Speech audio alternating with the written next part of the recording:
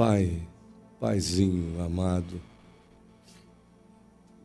Tu és o único em quem nós de fato podemos confiar.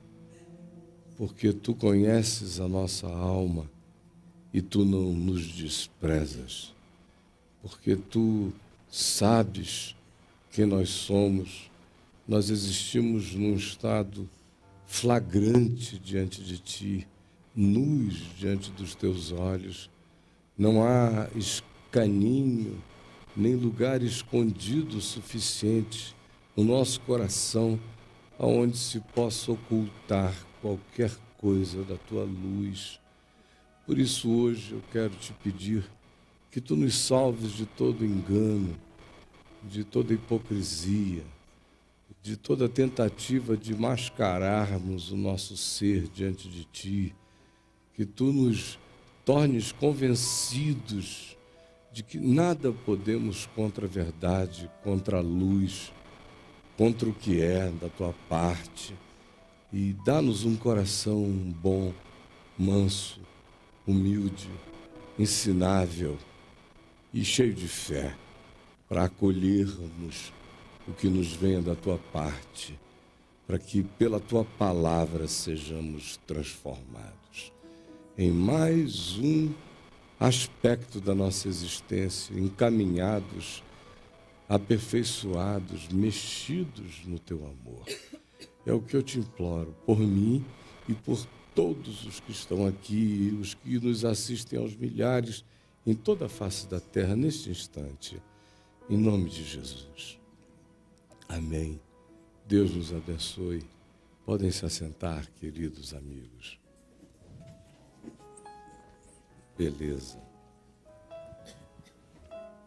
Ontem eu tive o prazer de celebrar do caminho e no todo uma família ampla e amada, especialmente do meu coração e do coração da minha mulher. E ao chegar lá, a minha mulher perguntou no que eu ia pregar, eu disse que não tinha a menor ideia. E quando, um pouquinho antes do casamento começar, me veio ao coração um texto do Evangelho, que foi o que eu falei lá ontem, aplicado ao contexto daquele momento, de uma cerimônia de casamento, das coisas que essa conjugalização traz em si. De modo que, hoje, eu quero falar na mesma construção, na mesma afirmação de Jesus no Evangelho, só que com aplicativos pertinentes a nós aqui, hoje. Nós, os que aqui viemos, nós, os que estamos vendo em outros lugares, nós, nas nossas variedades de circunstâncias, pedindo a Deus que essa palavra simples caia e se aplique, se introduza e se entremeta em nós e nos pervada, nos mexa de dentro para fora, constrangedoramente, que nós venhamos a dar razão a Deus e a verdade no nosso coração. Está em Marcos, no capítulo 2, do verso 18 ao verso 22, Marcos 2, de 18 a 22, quando se diz o seguinte: em razão de que Jesus convivia com todo mundo, com publicanos, pecadores, meretrizes, marginais, pessoas consideradas desprezíveis pela religião no seu fanatismo separatista, nos seus diversos apartheids e acepção de pessoas, muralhas construídas dividindo o mundo, pecando o dia inteiro, separando na sua presunção supostamente o joio do trigo. Então eles olhavam para Jesus e o julgavam e diziam: esse aí é mais um pecador, Olha como ele acolhe os inacolhíveis. Isso é sinal de flacidez de caráter.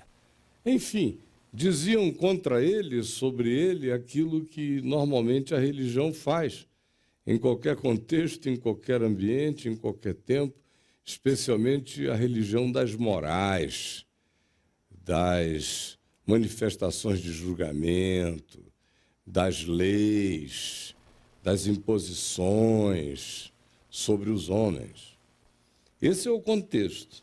E aí, em meio a isso, aparecem, de repente, uns discípulos de João Batista e alguns outros discípulos dos fariseus que estavam assistindo tudo aquilo enquanto jejuavam. Era um pessoal que saía de casa jejuando, o que é totalmente inconsistente. Você parar de comer e de beber, supostamente para um momento de concentração devocional, espiritual, mental, diante de Deus, para olhar para dentro do seu próprio coração e, ao invés de buscar um lugar tranquilo, quieto, ermo, silencioso, acolhedor, para você se vestir de silêncio, se ao contrário disso, você vai para todas as labutas, e como é este caso aqui, eles vão para o meio de uma situação pública onde tem alguém ensinando, uma multidão ouvindo, numa espontaneidade, numa troca enorme de opiniões, de interpelações ou de intervenções de Jesus na necessidade humana, e eles estão ali, obviamente, o propósito do jejum, espiritualmente falando, já está aniquilado. Porque eles estão fazendo isso em meio a todas as ocupações.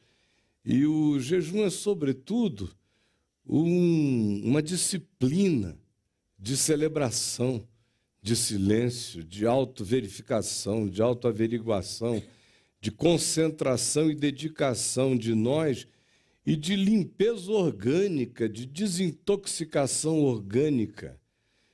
Vocês não imaginam como um jejum feito com consciência gera uma desintoxicação orgânica, mental e, em muitos aspectos, psíquica, quando você vai aprendendo a celebrar aquela disciplina com consciência.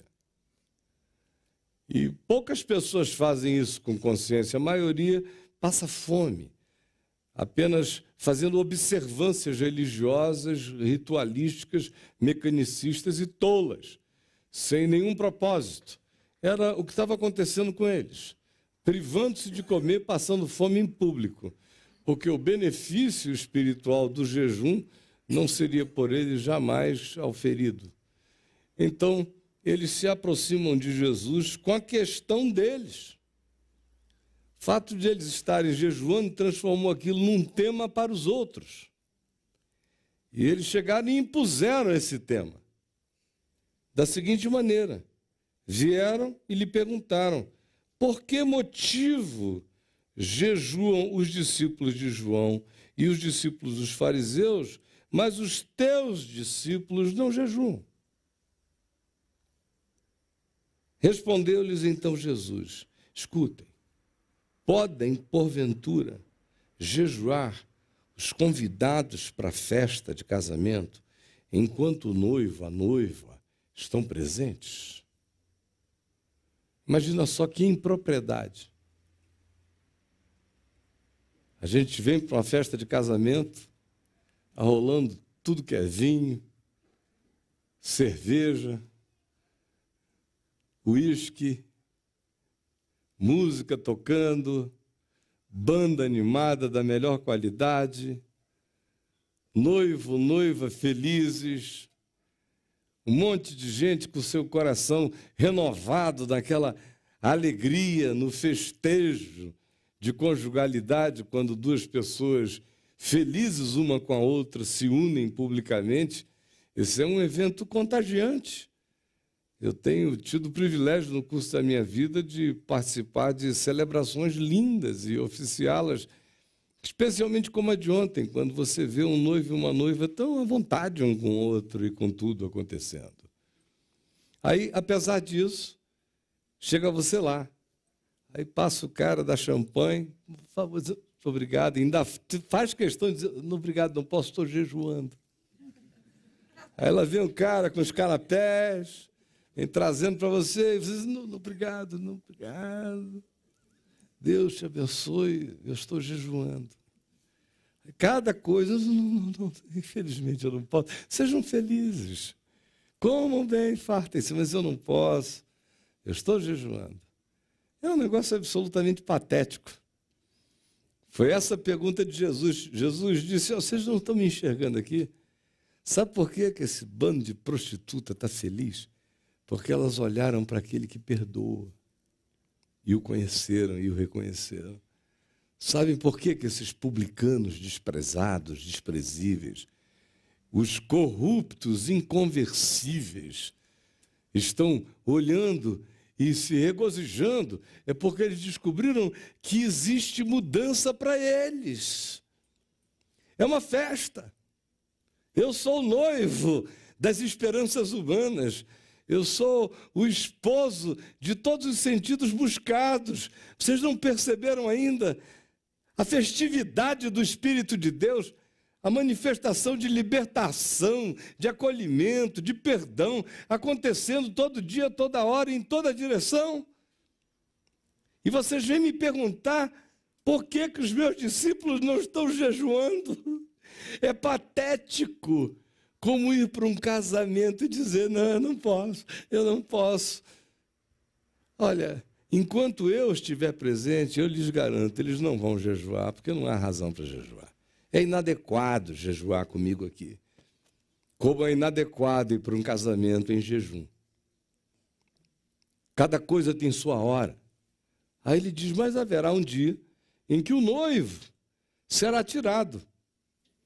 Naquele dia, os meus discípulos jejuarão. Será próprio. Não nessa festa. Como, de fato, eles viveram alguns momentos de angústia, mas o mais profundo de todos foi quando eles viram Jesus subitamente morrer. E a agonia que tomou conta deles. Nenhum deles jejuou formalmente, mas todos eles entraram naquele estado de fastio de alma, de angústia, de morte das celebrações, onde tudo que cabia era a perplexidade diante de Deus. Como estiveram em outras ocasiões na vida, acossados, oprimidos, com circunstâncias totalmente adversas, tendo que andar sem nenhum tipo de sentimento ou emoção favorecedora, com tudo contra eles, caminhando exclusivamente em nome de uma convicção, sem o apoio de nenhuma emoção, alegria ou motivação. Nesses dias eles jejuaram. Como acontece, quando um filho nasce, a gente explode uma garrafa de champanhe, abre uma garrafa de vinho, a gente brinda aquela alegria. Quando o pai da gente morre, ou a mãe, nem que seja Hitler seu pai, a natureza humana não permite abrir uma garrafa de vinho, pô, aleluia, o desgraçado foi. Só se você for pior do que ele. Então era bom ir junto. Agora, do contrário, a gente conhece os sentidos de adequação e inadequação na vida, para muitos aspectos. Quem se toca, né? Quem se toca? Porque um dos maiores problemas da humanidade, seja profissionalmente falando, relacionalmente em qualquer aspecto, tanto conjugal, como num processo de namoro, como fraternalmente, a maioria das pessoas não se enxergam. E são capazes de fazer essas propostas inadequadas. Todo mundo está alegre, mas eles derramam a miséria deles em cima da mesa, vomitam. Não tem o menor respeito pelo estado dos demais. São pessoas que só enxergam as suas dinâmicas e as suas confusões. Totalmente inadequadas. Jesus, uma vez tendo dito isto, prossegue e diz o seguinte: Ninguém costura remendo de pano novo em veste velha, porque o remendo novo tira parte da veste velha e fica maior a rotura. Ninguém põe vinho novo em odres, naqueles recipientes de couro de cabra, lá do Oriente Médio primitivo, onde eles guardavam o vinho, estocavam para levá-lo, removê-lo, carregá-lo nas viagens, para servi-lo em eventos públicos. Ninguém põe vinho novo em odres velhos. Do contrário, o vinho novo romperá os odres velhos.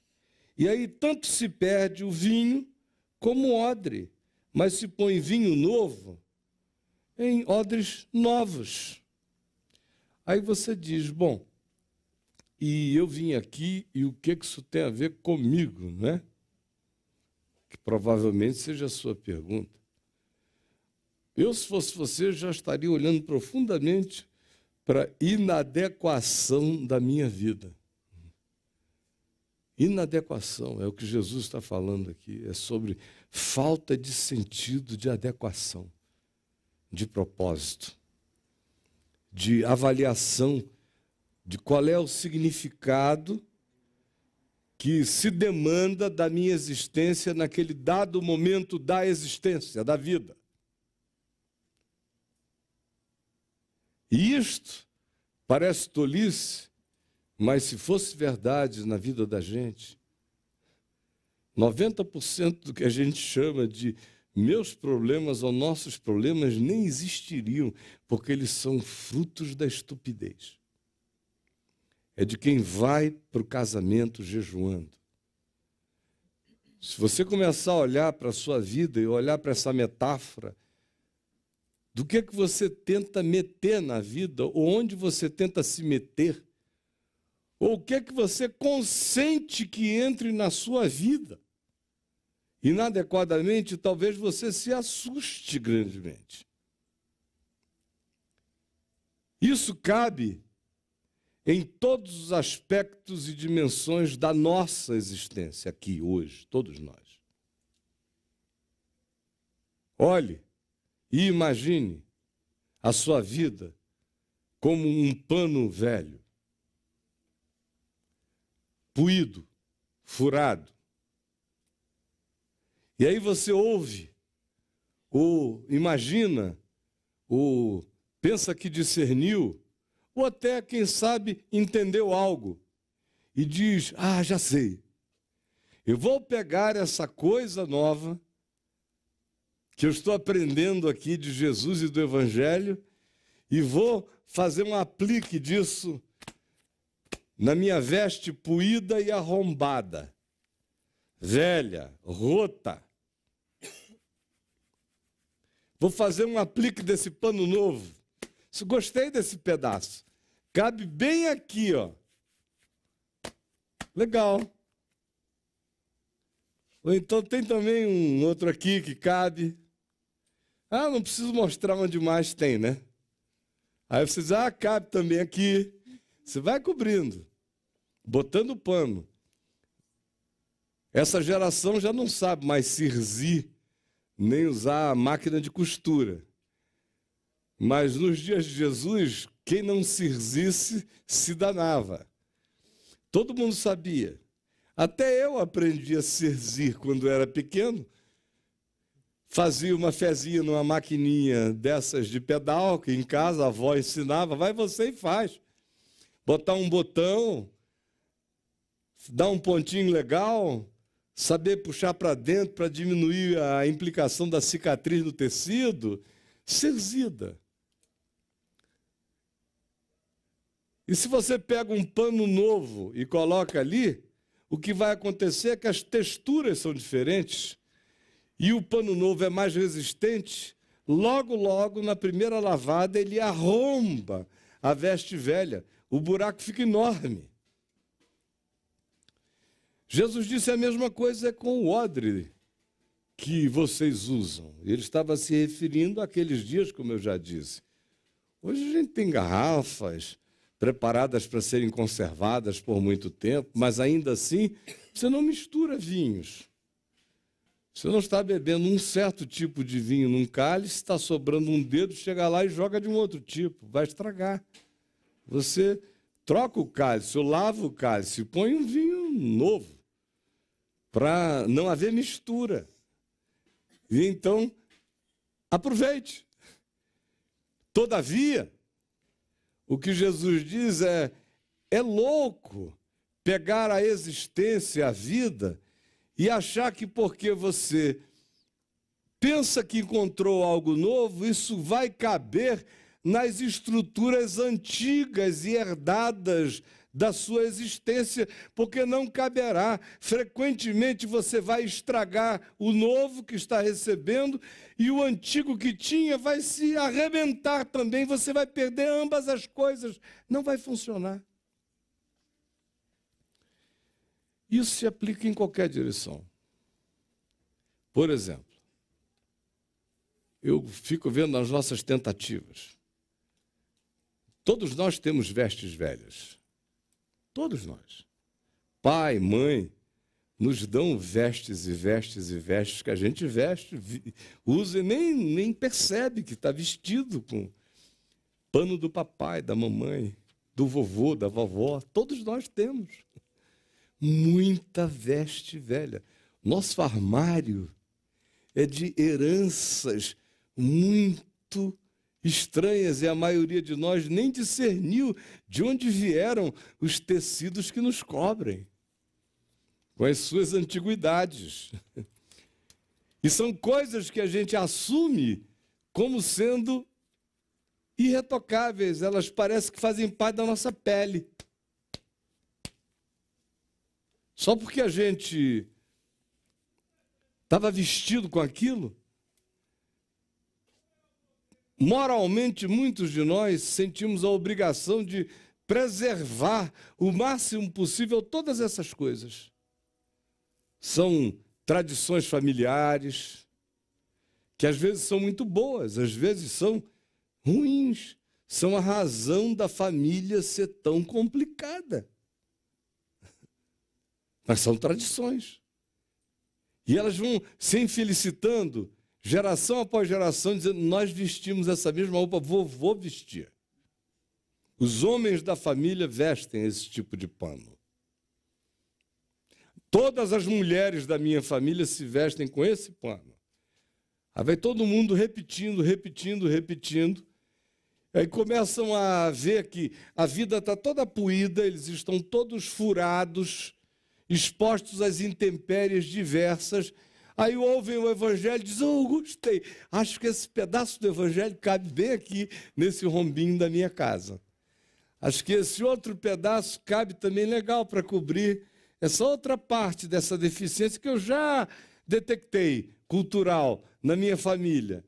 Essa outra dimensão do evangelho pode melhorar bastante aquelas áreas nas quais o pessoal lá de casa nunca dá certo.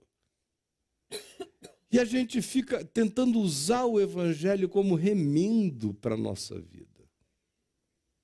A maioria de nós só pensa no evangelho como remendo. Remendo. A gente não consegue nem conceber, de fato, o significado de se, como diz Paulo, de se desvestir do velho homem. Já viram essa expressão em Paulo? Repetida nas cartas dele, mas você acha ela com uma frequência imensa em Colossenses, Efésios. Desvestir, revestir, desvestir, revestir. Em momento algum ele fala de remendar. Ele manda tirar tudo e se vestir com o novo. Mas a gente não. A gente quer remendos. A gente não quer vestes novas. Nós não temos essa coragem. Os nossos apegos são diversos, psicologicamente falando.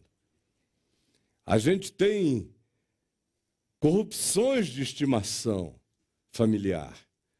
A gente tem vícios e pecados que nós consideramos elementos atávicos à nossa existência, heranças que não podem ser dispensadas sob hipótese nenhuma na vida da gente. Todos nós. A gente cultua uma quantidade enorme de realidades que vêm sendo passadas e viajando dentro do nosso ambiente, que são absolutamente semelhantes a uma veste velha que cada nova geração tem que vestir de novo. Vestir de novo, aproveitar. Senão parece que você não ama os que estavam enganados. A única maneira de mostrar o seu amor pelos enganados é sendo um deles. Repetindo o padrão. A única maneira da gente honrar pai e mãe, pensamos nós na nossa estupidez, é de algum modo manter seus traços. Mesmo quando os traços foram desgraçadamente infelizes, justamente por causa daqueles traços é que eles se deram tão mal e prejudicaram tanta gente em volta. Mas a gente preserva, é uma questão moral. Nossa casa é assim, nossa família é assim, e os pais cobram. Cobram dos filhos a manutenção das vestes velhas, dos uniformes puídos. E a gente vai levando, continua a vestir, e fica aqui e ali ouvindo alguma coisa da palavra, se encanta e diz, eu acho que era isso que faltava. Esta parte do Evangelho vai salvar a minha vida. E você vai ficando pior. Como Jesus disse, os arrombamentos, o puído. Cada vez que você faz isso, a frustração aumenta, o cansaço em relação à transformação aumenta, um cinismo, uma descrença em relação ao poder real do Evangelho de mudar a vida se aprofunda no coração. Aí a gente começa a entrar naquele estado de atribuir descrédito ao Evangelho, contra o ensino do Evangelho. Porque o ensino do Evangelho diz, desvista-se dessas roupas, vestes, e vista o Evangelho como roupa nova na sua existência, de cima a baixo. E a gente não faz isso, quer fazer apliques e remendos diversos. A gente vira um patchwork cheio de remendagens, pedaços de coisas do Evangelho, outras da casa da gente, outras dos vícios da gente, outros dos nossos cultos familiares, outros da nossa irreflexão sobre o sentido da vida, mas que a gente adotou como sendo algo acerca do que se diz, a maioria se comporta assim, eu também me comportarei, ou assim viverei, ou assim crerei, ou assim farei, e vestes velhíssimas, que não cobriram os nossos pais, nem os pais deles, e nem cobrirão a nós. E quanto mais a gente tenta fazer conciliação do Evangelho com isso, mais esburacados nós ficamos, a gente piora. Antes fosse melhor você ter ficado na sua cerzidinha, entendeu? Ficasse na sua cerzidinha. Não, esse pano do Evangelho eu não quero não. Esse ensino de Jesus deixa para lá. Deixa eu tentar cerzir um pouquinho aqui, dar um jeito, eu sou brasileiro, com muito amor, com muito orgulho, e muito jeitinho, maracutaia, a gente vai dando jeitinho, antes fosse. Vocês vejam a calamidade em volta. O que aconteceu com a chamada igreja no Ocidente. É esse experimento de tentar fazer o Evangelho ser aplicado a essas vestes. vestes de Constantino, vestes dos papas, vestes do cristianismo, vestes da reforma protestante, vestes do pentecostalismo, vestes dos avivalistas do século XVII, XVIII, XIX, vestes da igreja do século XX. Aí agora, vestes novas, eles tentam enfiar coisas e fazer alguns pequenos apliques do evangelho em cima disso, e a gente só vê o rombo aumentando, a desgraça crescendo para todo lado. Se você pensa no conceito original de Jesus, que era o casamento, meu Deus, a desgraça é enorme.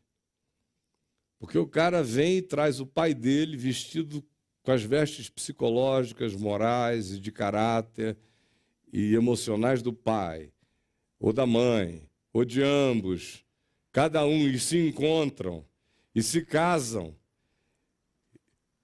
cada um com os seus rombos. Aí dizem, não, mas o evangelho vai nos preencher. Aí querem que o evangelho, nos apliques que a gente faz, torne a nossa existência algo com uma espécie de coerência totalizante, de harmonia, de preenchimento, de continuidade que não seja adaptada, que seja um todo, mas não é. Ao contrário, o que vai acontecendo é que eu vejo pessoas se tornando cada vez mais pioradas, mais griladas, mais arrombadas, literalmente falando. Nada é pior do que o evangelho aplicado ao nosso paganismo inconverso. Nada. Nada faz mais mal para nós do que um pedaço de evangelho numa vida que quer continuar vestida com a andrajosidade de heranças viciadas que a gente nunca deseja olhar, encarar e transformá-las em nós mesmos.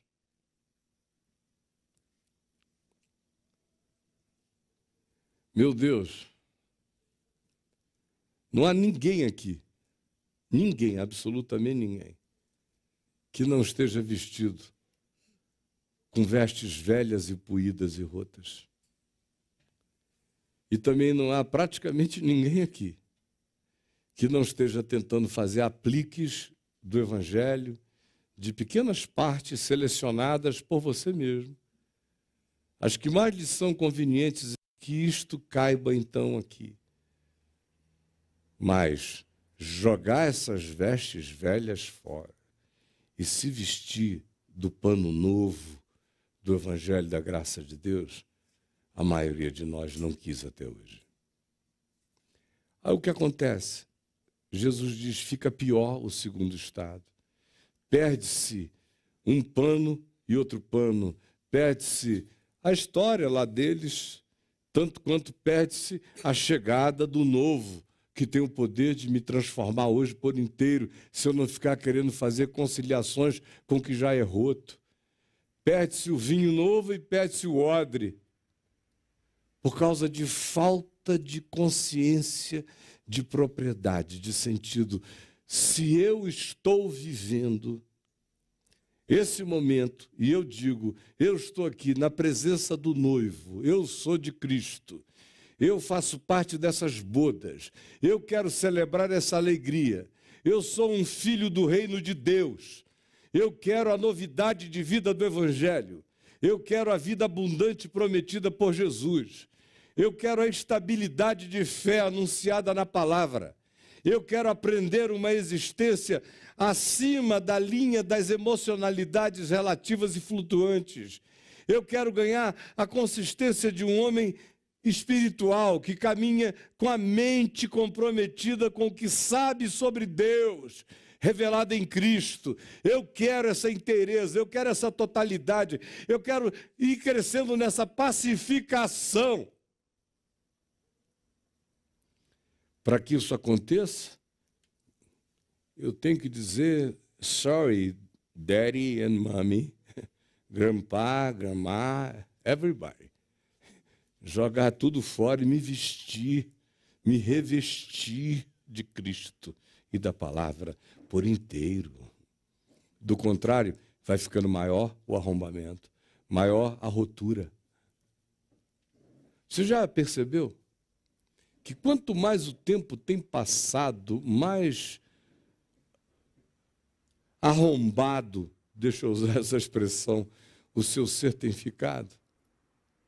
Essa tentativa de enfiar evangelho numa existência que não se converte por inteiro. Só vai frustrando a gente. Por exemplo, nesses dias, quase tudo que eu ouço sendo anunciado como evangelho não é evangelho. Podem crer nisso, não é evangelho, é engano, é mentira. Não tem nada a ver com a palavra de Cristo, é distorção do significado de tudo que Jesus ensinou. Ficou pior ainda a situação, porque o pessoal carrega as suas vestes antigas e ainda faz aplique do que é absolutamente corruptível, corruptor, nocivo em suas próprias vidas, de modo que o segundo estado fica sempre infinitamente pior do que o primeiro. Jesus disse que o evangelho não serve para isso, imagina o falso evangelho como não nos arromba muito mais. O fato é que eu vou encontrando pessoas que, quanto menos sabiam supostamente de Deus, mais felizes eram. Era uma ignorância muito mais pacificada do que depois, quando eles acharam que começaram a saber sobre Deus, sendo isso verdade ou não. No caso de não ser verdade, ser só uma presunção, já não vai dar em nada. E no caso deles terem discernido algum aspecto do caráter de Deus, da verdade de Deus, da revelação de Deus, conforme Jesus ensinou, e tenham sido seletivos e apanhado apenas o pedaço selecionado para fazer o aplique no lugar desejado, o rombo vai continuar sendo crescentemente aumentado.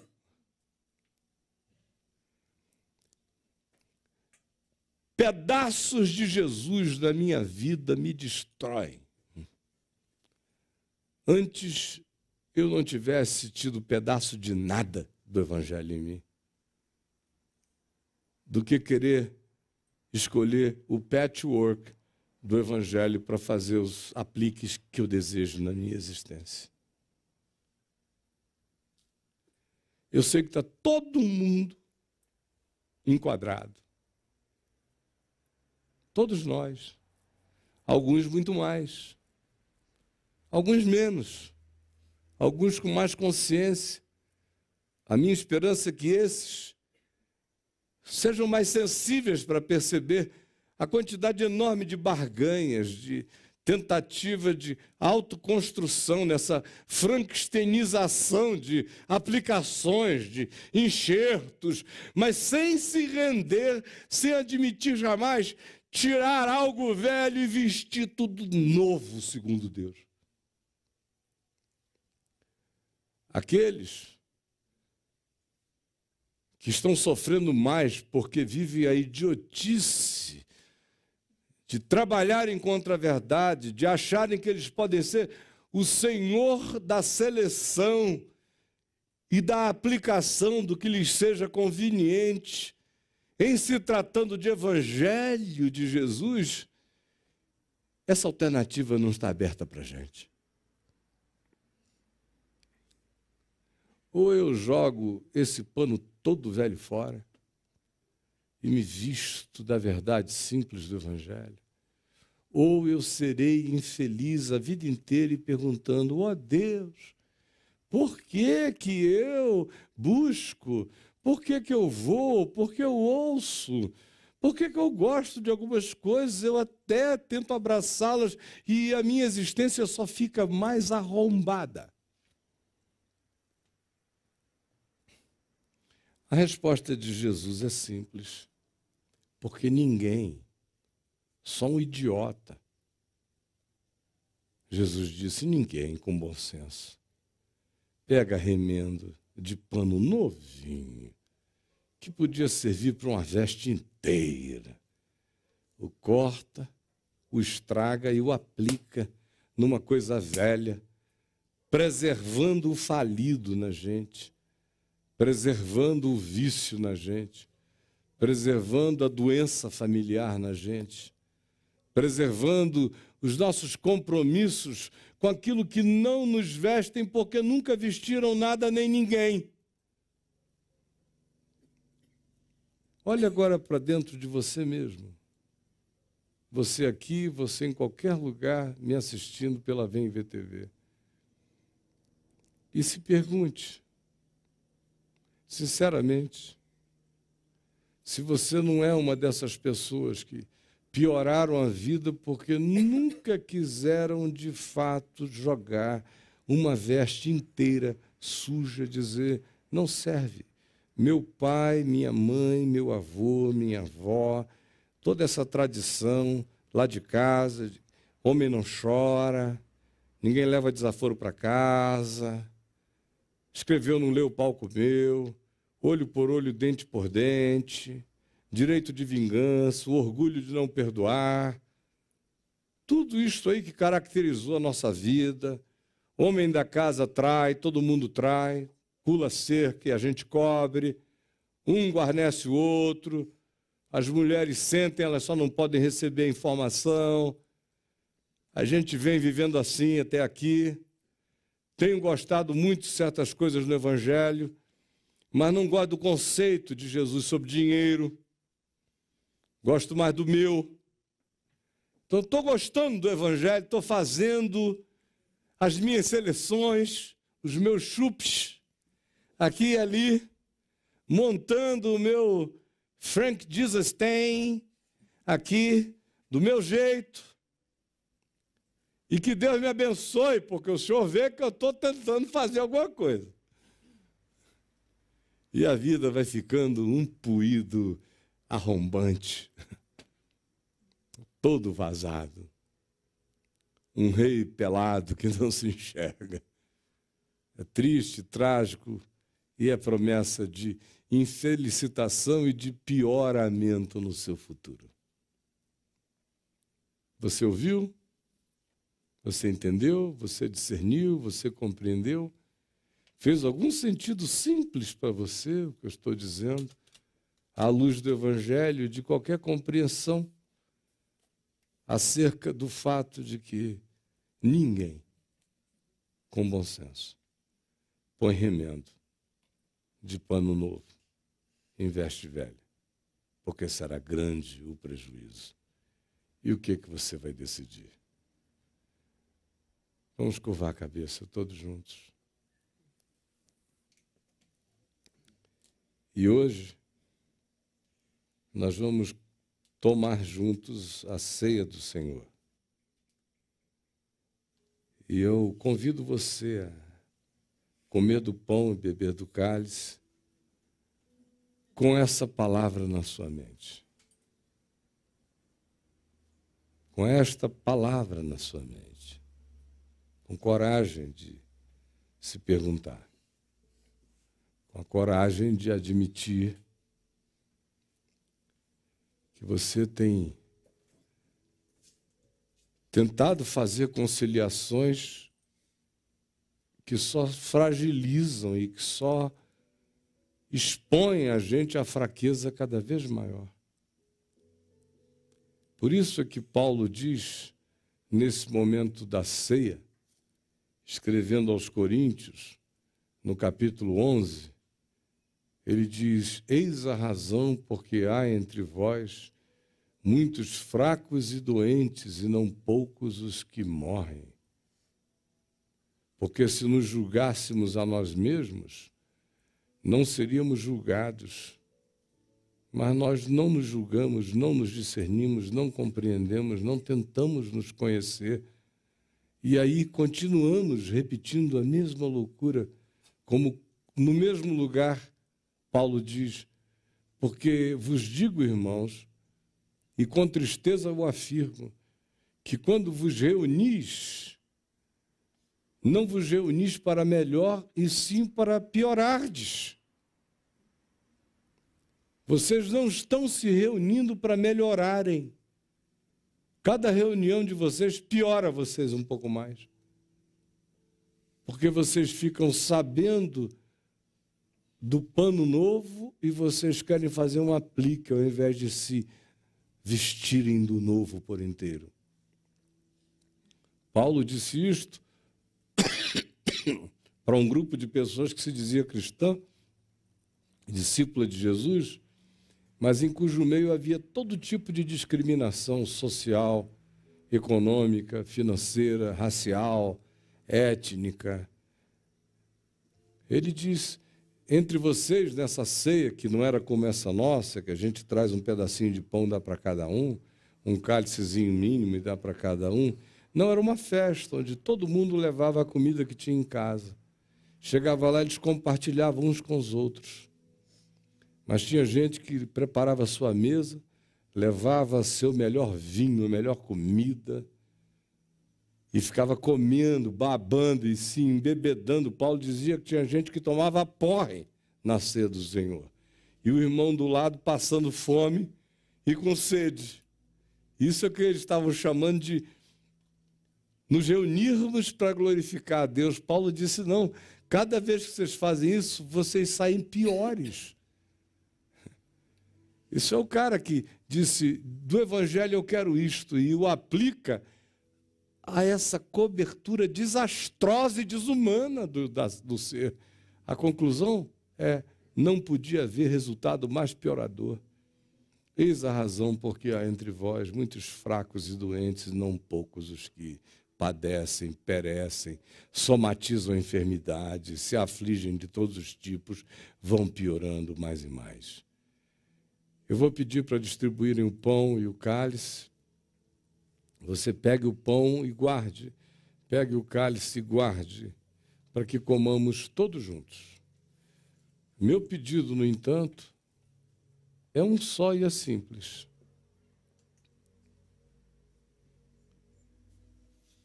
Eu peço que quando você for comer e for beber, você diga: Senhor Jesus, eu não quero comer um pedacinho do Evangelho. Eu estou aqui para comer a tua carne, beber o teu sangue e ter parte em ti. Eu quero, hoje, voltar ao início de tudo, ao primeiro amor. Eu quero tomar compromisso de que a palavra de Jesus que eu for entendendo, eu vá aplicando na minha vida, sem voltar atrás. E não fique aprendendo o Evangelho ouvindo pastores falarem por aí, muito menos na televisão, pelo amor de Deus. Abram o Novo Testamento no Evangelho de Mateus e leiam, como quem lê 50 tons de cinza, da primeira página até a última, sem parar, sem se preocupar com capítulo, nem versículo, nem com códigos da Bíblia, nem com mensagens cifradas. Tudo isso é bobagem. Leia. Está posto ali para qualquer um compreender. É para a humanidade, não é para um grupo de iluminados. E o que você for lendo, percebendo, discernindo, vá aplicando, vá vivendo pela fé. Dê razão a Deus, se vista daquela dimensão, aceite, se cubra, vá se protegendo com o Evangelho. Tudo que você for discernindo, vá deixando cobrir você, vestir você, para que você não seja isso que Jesus diz que ninguém tem que ser, esse ser patético que só vai se piorando, porque nunca faz a entrega inteira, sempre apenas parcial, fazendo gestão dos pedaços que convém, e a vida se puindo-se e passando. Triste, ridículo, desnecessário.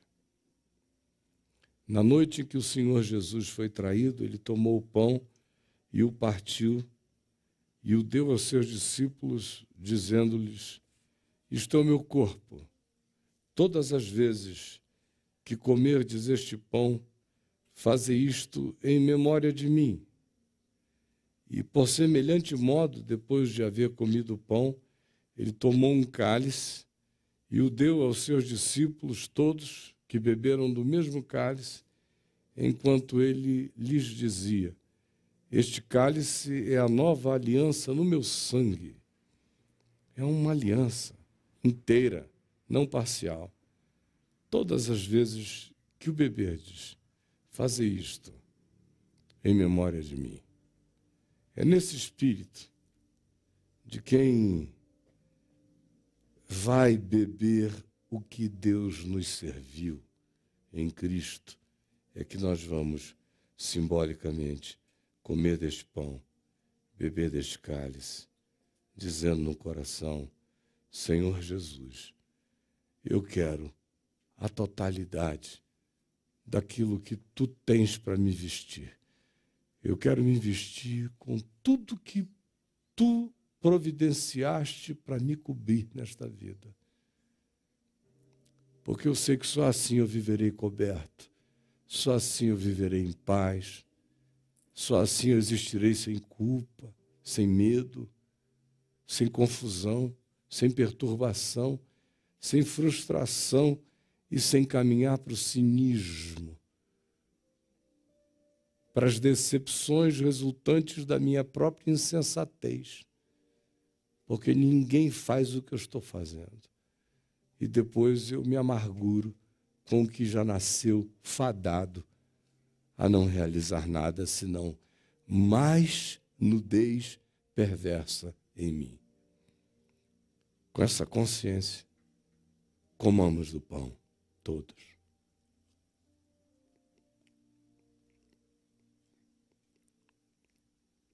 Aqui e você na sua casa, em qualquer lugar, coma do pão.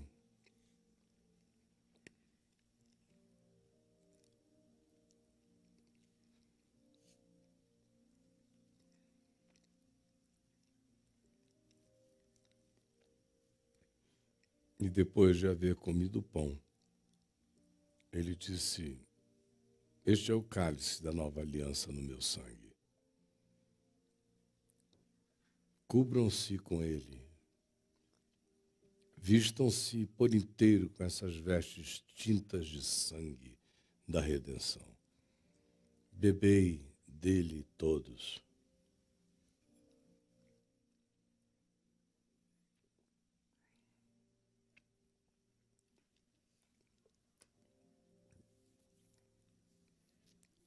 Pai nosso que estás nos céus, santificado seja o teu nome.